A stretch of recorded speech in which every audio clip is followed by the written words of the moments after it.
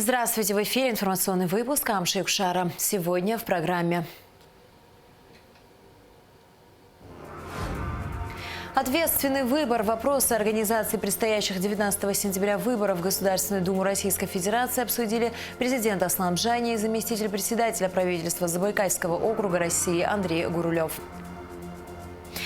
Редкая возможность. В Абхазском государственном университете состоялась встреча с известным российским историком и политологом Андроником Миграняном. Безопасность на воде. Государственная инспекция по маломерным судам МЧС Абхазии дополнительно приобрела спасательное снаряжение, используемое при чрезвычайных ситуациях на воде.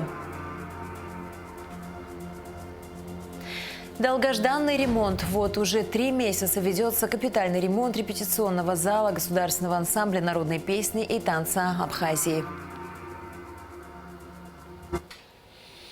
Президент Аслан Бжани принял заместителя председателя правительства Забайкальского округа Российской Федерации Андрея Гурулева.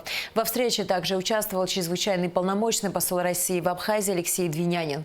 Обсуждались вопросы организации предстоящих 19 сентября выборов в Государственную Думу России. Приветствуя Гурулева, Аслан Бжани отметил, что хорошо знаком с его деятельностью и благодарит за службу во благо народа в Абхазии и Южной Осетии. Глава государства подчеркнул, что в Абхазии сделают все возможное, чтобы выборы в Госдуму прошли здесь на высоком организационном уровне. Андрей Гурулев отметил, что будущий депутат Госдумы должен напрямую работать с избирателями без посредников. В первую очередь во благо улучшения жизни жителей республики, сказал он. События 2008 года для нас имели крайне важное значение. Вы были одним из тех, кто поворачивал ход этих событий в правильное русло. Конечно же, процесс, который предстоит, процесс выборов в Государственную Думу, он очень важен, мы отслеживаем и по мере наших возможностей в этом будем принимать участие. От состава Думы зависит очень многое, мы сделаем все возможное для того, чтобы выборы у нас прошли на высоком организационном уровне. Для меня Абхазия, наверное, не чуждая. Часто работал на 7-й военной базе. У меня только самые добрые впечатления об этой республике. Да, в принципе, и не только республика, а и народе. В рамках встречи Аслан Бжани озвучил ряд проблем, существующих на абхазо-российской государственной границе.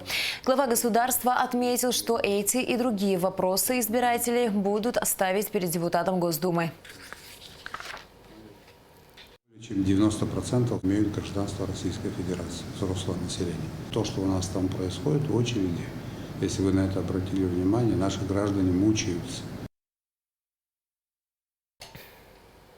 9 сентября 2021 года исполняется 13 лет со дня установления дипломатических отношений между Республикой Абхазия и Российской Федерацией.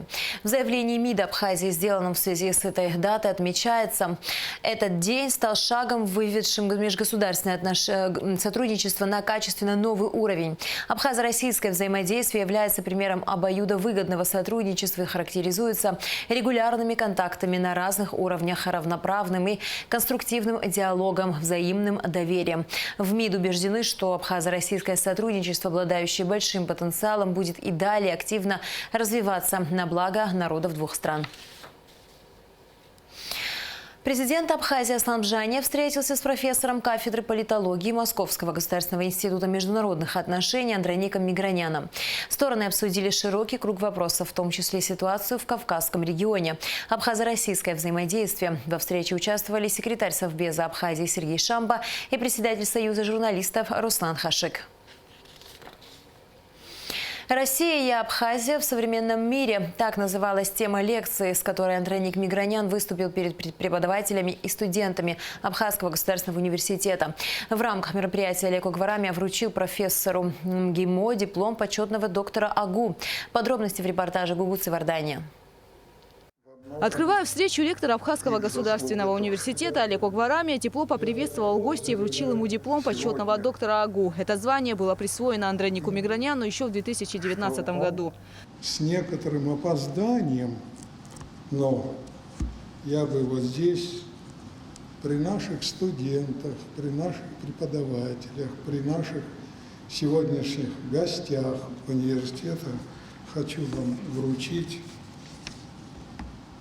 документ, о котором вы уже знаете, и даже делали отзывы на тему этого документа, как всегда, добрую, гуманную, открытую и так далее.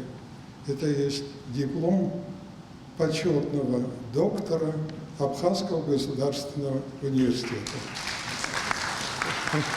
Как отметил Олег Окварами, Андрей Никмигранян на протяжении многих лет является большим другом Абхазии. С 90-х годов политолог неоднократно заявлял о том, что он сторонник признания государственного суверенитета Абхазии. В 92-93 годах во время грузино-абхазской войны он не раз отстаивал на международной арене права абхазского народа. Андрей Никмигранян – один из друзей Абхазии, благодаря которым у Грузии в начале 90-х была выиграна информационная война. Мы благодарны ему за его позицию. Мы благодарны ему за тот порыв, который его не оставляет. С тех пор, как он впервые познакомился с живым абхазом Тарасом Шамба, это еще в 1989 году. И по сей день он сохраняет вот такую верность нашему народу. Вы знаете, так получается в этой жизни, когда вот ты не понимаешь, как происходит это все, и вдруг ты влюблен. Ты влюбляешься в народ, в природу, в страну.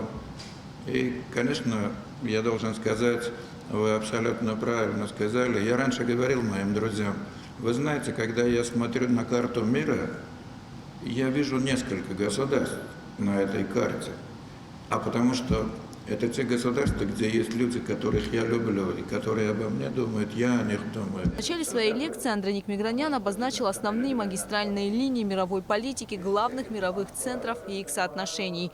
Говоря о самой теме лекции «Россия и Абхазия в современном мире», политолог отметил, что признание независимости Абхазии одной из мировых держав – это огромное достижение. Абхазия посчастливилась географически оказаться на границах такой ядерной сверхдержавы, как Россия. И, конечно, Абхазии гарантировано то, что, к сожалению, многим маленьким народам, а тем более, когда они хотят стать еще государствами и активными участниками мировой политики, угрожает. Теперь уже угроза физическому существованию этого народа, в общем-то, не стоит, она ликвидирована достаточно надежно, потому что действительно есть страна-гарант. После лекции у присутствующих была возможность задать политологу вопросы. Их оказалось очень много и все актуальные. Хотелось бы узнать ваше мнение. Как вы думаете, с чем связан тот факт, что некоторые пункты договора между Абхазией и Российской Федерацией не были осуществлены, а точнее договор о дружбе, сотрудничестве и стратегическом партнерстве. Вопрос, в частности, касающийся проходимости таможенной зоны. Но вы знаете, вы даже не поверите, насколько я поддерживаю этот вопрос и насколько я возмущен. Вчера Алла Шульгина, из медиаклуба «Свидетельница», я сказал, это маразм, это полный маразм, это таможенная зона и пограничная зона. Потому что это, я это говорил и готов везде это говорить. Если российская погранслужба защищает Абхазию на внешнем контуре, что за внутренние границы и таможенные зоны там и так далее? Формально якобы Абхазия не член Евразии. Двустороннее соглашение регулирует эти вопросы вообще элементарно. И поэтому я просто возмущен. Каждый раз, когда я прихожу и я вижу скопление этих машин и вообще эту всякую волокиту там и так далее, я тоже считаю, что это просто какие-то люди на этом что-то зарабатывают, наверное. 10 сентября в Сухумском доме Москвы у Андроника Миграняна состоится еще одна встреча. На этот раз с журналистами. Гугу Цаварданя, Роберт Ломи, Михаил Братухин, Абхазское телевидение. Министр здравоохранения Эдуард Будба провел в Гудауте выездное совещание оперативного штаба по защите населения от коронавирусной инфекции. Обсуждалась текущая эпидемиологическая обстановка, вопросы дежурства в ковидном госпитале сводных медицинских бригад, оказание медицинской помощи стационарным и амбулаторным больным, обеспечение больниц медикаментами и средствами индивидуальной защиты. Главный санитарный врач республики Людмила Скорик сообщила, что наблюдается небольшой спад заболеваемости коронавирусной инфекцией. При этом она отметила, что случаи заражения среди школьников минимальны. Министру доложили и о работе ПЦР-лаборатории в Очимчирской СЭС и Гагарской ЦРБ. Мы все прекрасно понимаем, что ситуация у нас достаточно сложная, несмотря на то, что есть незначительный спад заболевания, но все равно ситуация должна быть нами контролируемая, поэтому я сегодня всех вас попросил здесь собраться и обсудить все рабочие моменты. Хотел бы начать сейчас наше заседание с наполнением наших дежурных бригад. Давайте мы в рабочем порядке сейчас это все обсудим, какие у нас сложности есть, и решение этих вопросов на данный момент времени. После совещания Эдуард Будба побывал в Гудаутском ковид-госпитале и проверил работу компьютерного томографа. Главу Минздрава проинформировали, что за время запуска было произведено более 100 исследований. КТ работает без перебоев. На данный момент, как только аппарат был запущен, у нас 111 исследований, из них 52 человека – это стационарные наши пациенты, 59 – это амбулаторные, которые были приняты у нас. Аппарат работает, да, без ошибок, без каких-либо погрешностей, все работает, все планово, строго по направлению, то есть все как положено, работаем, продолжаем, все хорошо. После окончания оперативного штаба заехал посмотреть работу компьютерного томографа. Все работает штатно. Насколько я понял, более 100 исследований уже проведено. Проводится мониторинг. Никаких проблем с работой оборудования на данный момент нету. Все работает штатно. Репортаж с выездного совещания оперативного штаба по защите населения от коронавирусной инфекции смотрите в нашем выпуске 10 сентября. Следственным управлением Генеральной прокуратуры Абхазии завершено расследование уголовного дела по обвинению экс-начальника УКС Беслана Агрба, экс-гендиректора госкомпании Апснергылара Игоря Казанба, инженера технического надзора УКС Бигвава и экс-директора Очимчирастрой Куркунава в совершении преступления, предусмотренного частью 4 статьи 157 Уголовного кодекса.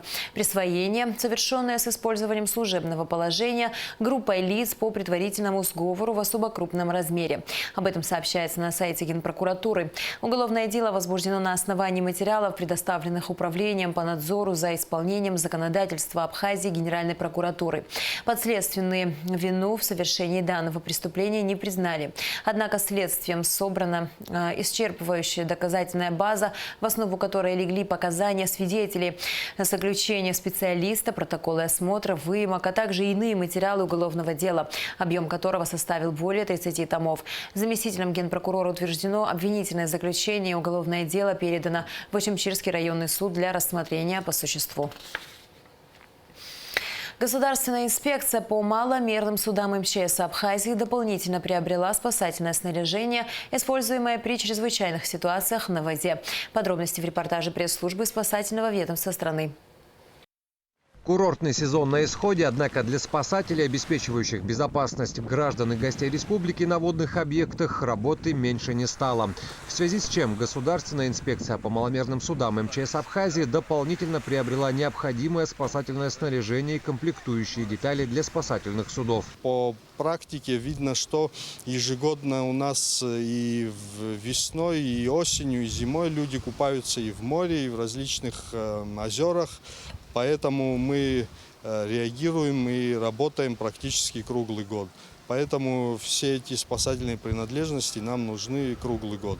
Главе спасательного ведомства Абхазии Льву Квицине были представлены вновь приобретенные образцы спасательного снаряжения. В частности, жилеты, спасательные круги и спасательные линии, своеобразное лассо, которое накидывается на утопающего и подтягивается к спасательному катеру. В общей сложности ГИМС МЧС Абхазии дополнительно приобрела около 100 единиц спасательного снаряжения. К имеющимся приобрели водолазное оборудование. Это водолазные костюмы, водолазные приборы различные, ласты на наши катера, на двигатели катеров, различные расходные материалы и комплектующие детали.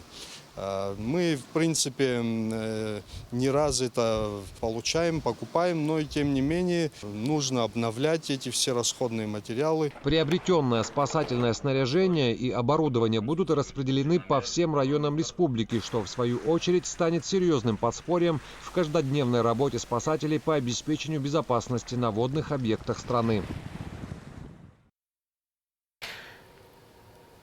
В Государственной инспекции по карантину растений проходит аттестация сотрудников. В мероприятии принял участие первый вице-премьер, министр сельского хозяйства Беслан Джопу, непосредственно курирующий эту службу. Комиссию возглавляет академик Академии наук Абхазии, доктор сельскохозяйственных наук Лёсик Айба. Как отметил начальник инспекции по карантину растений Аркадий Джинджи, такого рода аттестация проходит каждые 2 года. Однако, по мнению руководителя ведомства, такие мероприятия должны проводиться чаще. Наши инспектора тоже, они давно уже работают, опыт работы у них есть, но эта аттестация их заставляет взять за учебники. Наша цель – это повысить уровень знаний наших инспекторов. Сейчас и время так требует. Естественно, с сопредельных государств, в частности из России, к нам проникают каждый год по 2, по 3 вредителей и болезней. Со стороны Грузии тоже несколько лет назад фундучный усач проник, а также многих других вредителей, начиная самшитовой огневки, вредители пальмы. Одним словом, наши инспектора должны быть во всеоружии готовы. И поэтому мы проводим аттестацию, поднять уровень их знаний. В Галском водохранилище начали разводить форель. Этот достаточно прибыльный бизнес привлек абхазских и осетинских предпринимателей, которые решили не только выращивать эту ценную породу рыб, но и перерабатывать ее для дальнейшей реализации на внутреннем и внешнем рынках.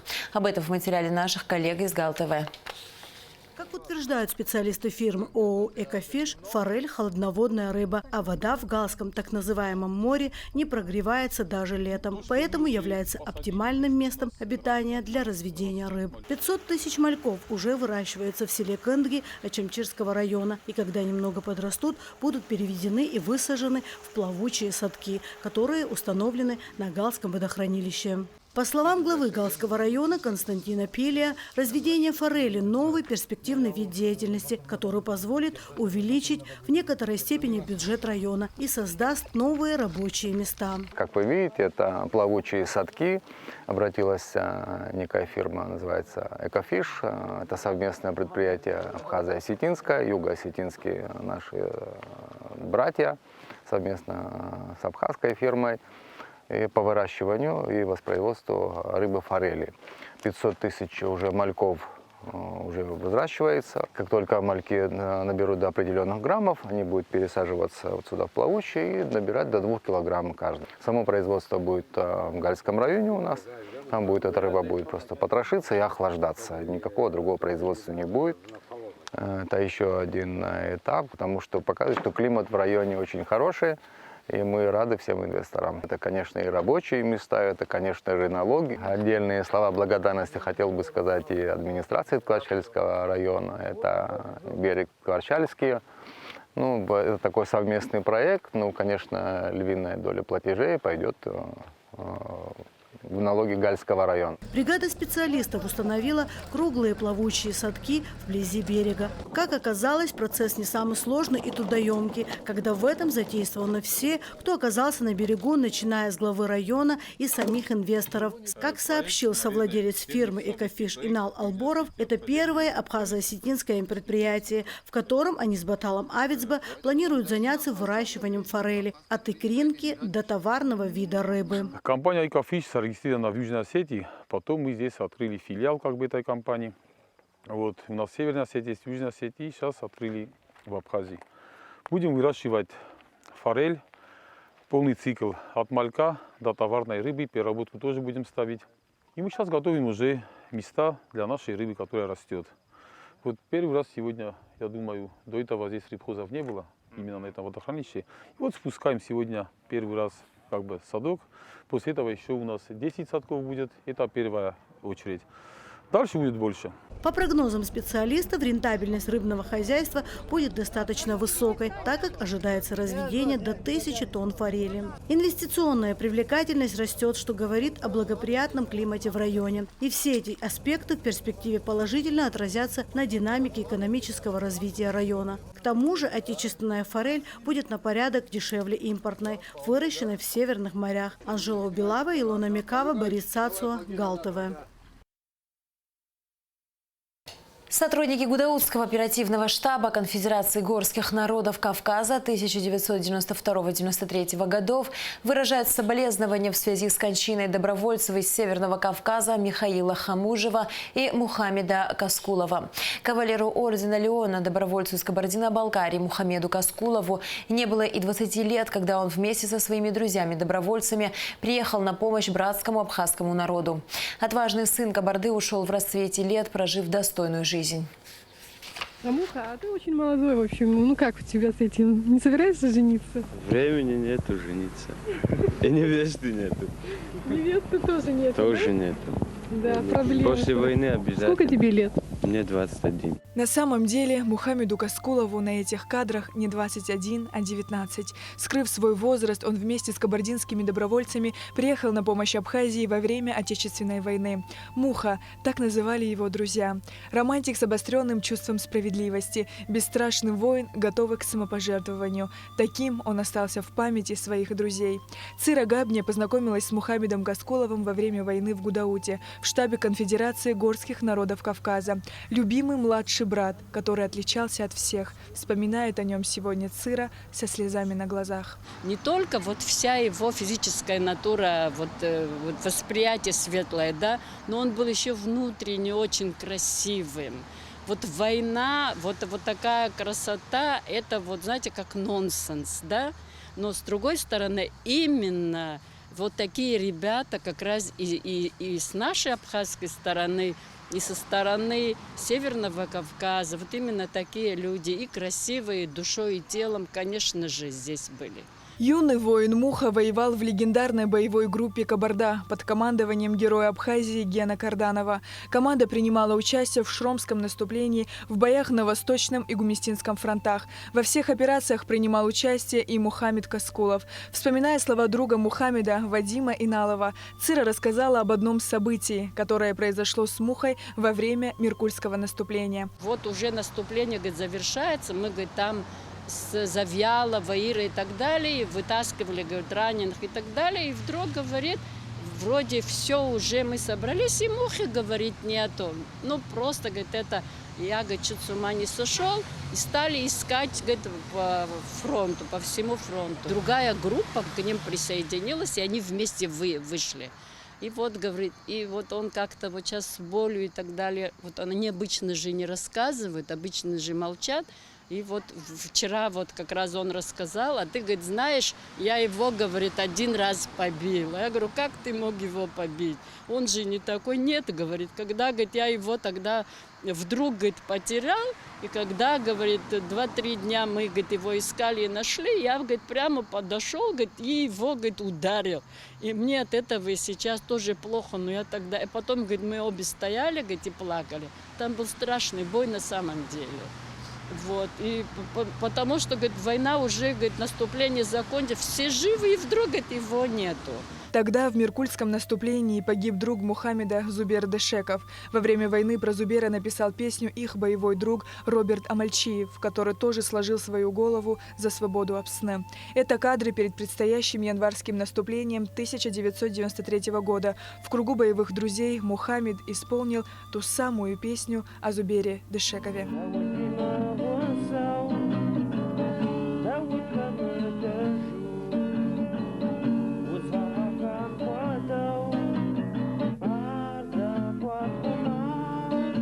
Нанули Лакашия тоже познакомилась с Мухаммедом в штабе Конфедерации горских народов Кавказа. Она рассказала, как во время войны в Абхазию приехал отец Мухаммеда, чтобы забрать его. Слезы и слова отца: «Ты уже отвоевал, тебе пора домой», Нанули не забудет никогда. Вот эта картина меня сейчас, честно говоря, преследует перед моими глазами. Слезы отца. Он его уговаривал: ты уже отвоевал, давайте вернемся к маме домой. Потом приедешь. Я не знаю, что он ему сказал. Мы, в общем-то, очень тихо ему, наверное, я могу предположить, что ему сказал. Наверное, сказал, надо защищать народ. Я воин, я кавказец, я должен здесь быть. И что самое удивительное, они всегда почему-то рвались туда, где было очень тяжело. Этот Кварчал, Восточный фронт.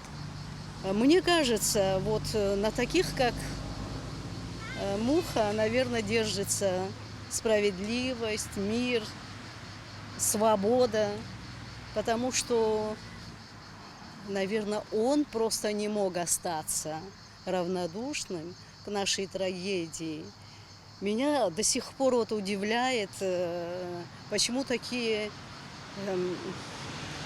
молодые, очень интеллектуальные молодые люди. Вот, казалось бы, такое в мирное время шли на смерть. В моем представлении на таких, как Мухаммед Каскулов, держался мир, справедливость и порядочность, добавила Нанули. Он был очень эрудирован, хорошо разбирался в искусстве, а любовь к литературе ему привела мама, к которой он был очень привязан. Я очень сочувствую его семье, особенно маме. Он очень был привязан к маме, он всегда рассказывал. Я не помню, чтобы он о ней нам не рассказал. Она была учительницей, работала в школе. Вот. Мне кажется, она была для него идеалом. Любил жизнь, был таким романтиком, с одной стороны, и настоящий воин. Как это в нем сочеталось, для меня это загадка. Мне очень сложно сейчас выразить все, вот внешне все свои ощущения. Мне очень больно, очень жаль. Ушел настоящий герой. Они все уходят. Мне кажется, у него личная жизнь тоже не сложилась. Я считаю, что если бы не наша война, в его жизни все сложилось по-другому. Я очень хочу, чтобы наши ребята, которые вот подрастающее поколение, чтили, знали, дорожили ими. Мухаммед любил Абхазию и часто приезжал сюда. Его уход из жизни – утрата не только для кабардинского народа, но и для абхазского. Мухаммед прожил недолгую, но достойную жизнь с чувством ответственности и долга перед историей, предками и последующими поколениями. Сария Кварацхеля, Алексей Агухава, Абхазское телевидение. В нашей сегодняшней программе мы предлагаем вашему вниманию передачу «Вместе через беду» с участием Мухаммеда Каскулова. К другим новостям. Эмилия Терзян-Хагба, студентка 3-го курса Сухумского государственного музыкального училища, приняла участие в фестивале классической музыки «Мелодия трех морей» в городе Выборг, сообщает пресс-служба Минкульта. Эмилия представляла солистку от Черноморского побережья и блестяще исполнила концерт Мендельсона для скрипки с оркестром «Ми минор» в 3 частях, чем покорила многочисленных зрителей. Дирижировал оркестром заслуженный деятель искусств Республики Карелия, главный дирижер Сочинского симфонического симфонического оркестра Олег Солдатов. Вот уже 3 месяца, как ведется капитальный ремонт репетиционного зала государственного ансамбля народной песни и танца Абхазии. Тем временем артисты не прекращают репетиции и с нетерпением ждут окончания ремонта в их родном зале. Репортаж Алики Трапш. Репетиционный зал госансамбля народной песни и танца давно нуждался в капитальном ремонте. Состояние помещения было плачевным. Напольное покрытие пришло в негодность. Ежедневно танцевать на обветшалом покрытии было крайне неудобно артистам. В особенности было трудно в зимний период, когда помещение не обогревалось должным образом. И вот уже 3 месяца, как ведется капитальный ремонт репетиционного зала госансамбля. Заказчиком работ выступает Управление капитального строительства. Генеральный подрядчик – госкомпания «Абхазстрой». Стены оголили, всю раздевалку, отбита штукатурка, и все по новой начали. Попросили мне теплые полы организовать. Это необходимо, это условия такие должны быть, чтобы зимой просто не холодно было. Предусмотрели мы кондиционирование в этих раздевалках, которого вообще никогда там не было. И в этом зале будет великолепное кондиционирование. Тут еще вытяжки вентиляционные надо сделать и так далее. Но приступили к работам. Раньше, чтобы попасть в переодевалки, артисты вынуждены были проходить через весь зал. Теперь же для них сделали отдельные входы. Эти помещения также отремонтированы. В каждом предусматривается санузел и душевая. Кроме того, женскую гримерную чуть расширили. В главном зале сменили напольное покрытие, при этом предусмотрев и его искусственную вентиляцию. Также установили новое освещение. В настоящее время большая часть работ уже выполнена. Всего на ремонт выделено около 5 миллионов рублей из резервного фонда правительства. Даже вход, посмотрите, вот старая плитка. Когда все это мы отремонтируем, вот это будет вообще не смотреться никак. Надо и там плитку им организовать, вот эти дорожки, навесы. Вот здесь навес надо делать, чтобы вода сюда не затекала. Те входы дополнительно, что мы сделали, лестнички надо сделать, навесы надо сделать. Все привести в нормальное, хорошее состояние. Стоит отметить, что в капитальном ремонте нуждается еще и другой зал, где репетирует хор госансамбля. Напольное покрытие и стены пришли в негодность, но ремонт в этом зале пока не планируется. Пока приводится в порядок основное помещение, артисты ансамбля репетируют в Госфилармонии. Мы сейчас с нетерпением ждем, когда мы все-таки приступим к работе. Мы очень вот от лица всего коллектива, наверное, хочу сказать, что мы безумно рады тому, что сейчас там проводится ремонт. Мы видим фотки там, ребята заходят, смотрят, и просто мы очень рады. Такое ощущение, что делается ремонт там у нас действительно дома, потому что для любого артиста репетиционный зал – это все-таки его второй дом. И мы в буквальном смысле вот очень действительно рады. По словам подрядчиков, ремонтные работы в репетиционном зале госансамбля планируется завершить через месяц. Алика Трапш, Тимур Лугохия, Абхазское телевидение. Парк коммунального хозяйства столичной администрации пополнился новой спецтехникой. Мини-погрузчики Чебоксарского тракторного завода поступили в пользование работников МУП «Благоустройство». Как будут применяться новые машины, в материале пресс-службы администрации Сухума. В рамках прошедших командировок в Чебоксары весной этого года представители администрации города Сухум во главе с Бесланом Эшба побывали на ряде промышленных объектов. В частности, на Чебоксарском тракторном заводе сухумчан заинтересовала коммунальная техника. И вот по прошествии нескольких месяцев в Сухум доставили мини-погрузчики «Четра». По заключенному контракту 2 машины со всей соответствующей комплектацией с доставкой и уплатой таможенных платежей обошлись городскому бюджету почти в 7 миллионов рублей. Они выпускают вот такие вот замечательные мини-погрузчики. И помимо того, что они как бы свои функции выполняют не только погрузочно-разгрузочную функцию, они еще и имеют массу всякого навесного оборудования. Вот в данном случае это оборудование для подметания и уборки дорожного хозяйства с лотковой щеткой. Вот сегодня прошли первые испытания. Все работает замечательно, в общем, машина справляется со своими обязанностями на 5. Тест-драйв новой спецмашины проводили инструкторы из Чебоксарского завода. Они задержатся в Сухуме на несколько дней, чтобы обучить механиков МУП «Благоустройство», как пользоваться и управлять техникой. Пробный проезд подметающей машины прошел на набережной Сухума у поворота на Маяк. Посмотреть и оценить на практике функционал купленной техники пришли руководители администрации во главе с мэром. Учитывая функциональность этой машины, для городского хозяйства, администрации города, она просто будет иметь очень незаменимый эффект. Лотковый участок, там, где проезжая часть примыкает к тротуарам, вот как сегодня показала, она вычищает идеально, даже проросшую траву она снимает с очень большой, хорошей эффективностью. Замначальника департамента ЖКХ отметил, что новая спецтехника позволит не только механизировать работу, но и ускорит процесс уборки в городе. Мини-погрузчик маневренный, небольших размеров и при умелом управлении водителя-механика подметет везде, где нужно, как самый лучший дворник. Мы столкнулись с тем, что большинство рабочих, которые стоят на дорогах, подметают, они сейчас многие находятся на карантине, а город не должен оставаться грязным, поэтому, скажем так, участие вот такой вот техники в уборке города, оно просто незаменимо. Поэтому механизированная уборка, она является неотъемлемой частью, тем более живем мы уже в 21 веке, надо уже приспосабливаться к нынешним условиям. Техника Четра имеет модульную конструкцию и оснащается различным навесным оборудованием в зависимости от потребностей покупателя. На машинах, приобретенных администрацией, навесное оборудование, подметательная щетка с функцией полива и установленной лотковой щеткой, благодаря чему и там, где проезжая часть примыкает к тротуарам, вычищается идеально даже от проросшей травы. Амрамичба Алексея Гухава, пресс-служба администрации города Сухум.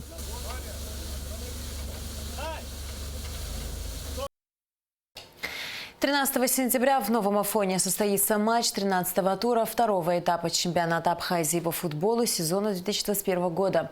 Встречаются команды Афон и Галский Самурзакан. Начало матча в 16 часов. Напоминаем, что прямую трансляцию всех матчей можно смотреть на канале Абхазского телевидения, в системе «Спорт» и в соцсетях. И в завершении выпуска о погоде.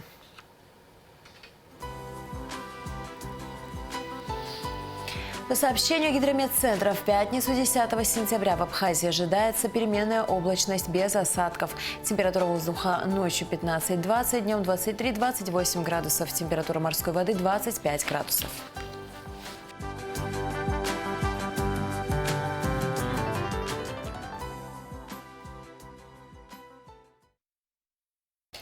На этом наш выпуск завершен. До скорых встреч в эфире.